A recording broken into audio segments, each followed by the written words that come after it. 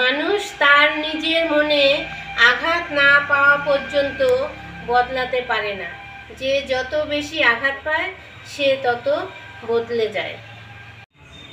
নমস্কার বন্ধুরা, তোমরা কেমন আছো? আশা করছি ভালো আছো, আর আমিও ভালো আছি তোমাদের আশীর্বাদে।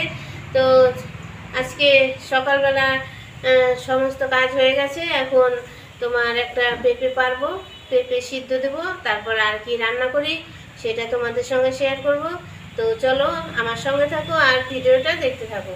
আমাদেরই গাছের পেঁপে। তো তোমরা কে কে পেঁপে সিদ্ধ খেতে ভালোবাসো আমাকে কমেন্ট করে জানাবে।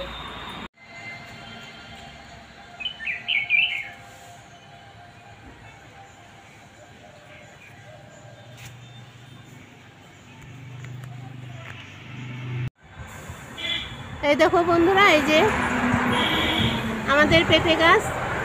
এখান থেকে একটা পেঁপে পেরে নেব সিদ্ধ দেওয়ার জন্য।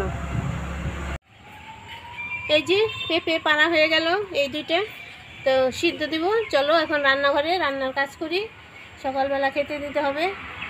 এই দেখো সকালবেলার খাবার রেডি হয়ে গেছে। এই যে গরম ভাত নামিয়েছি, এখানে যে পটল পোস্ত আর পেঁপে সিদ্ধ এখনও মাখা হয়নি, আর এইখানে মুসুরির ডালটা আছে, ধুয়ে নিলাম। ডাল বসাবো এখন। ভাত, ডাল, পেঁপে সিদ্ধ আর পটল পোস্ত, এই তো আজকে এটা দিয়ে সকালবেলার খাবার রেডি করলাম। তো চলো আমার সঙ্গে থাকো আর ভিডিওটা দেখতে থাকো।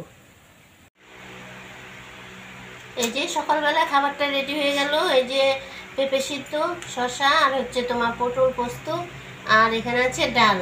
তো এখন সকালবেলা খাবার দিব, খাবারটা দিয়ে আসি, তারপর আবার তোমাদের সঙ্গে পরে দেখা করছি। তো বন্ধুরা, এখন সকালবেলার খাবার সবাইকে দেওয়া হয়ে গেছে, এখন আমি খাবো। তো চলো, আজকে প্রচুর গরম, এই ঘরে গরমে বসে থাকা যাচ্ছে না। তো চলো এখন আমি খাওয়া দাওয়া করে আরও কিছু কাজ আছে সেই সব সারতে হবে। আজকের মতো ভিডিওটা এখানেই রাখছি। তোমরা ভালো থেকো, সুস্থ থেকো আর আমার সঙ্গে থেকো।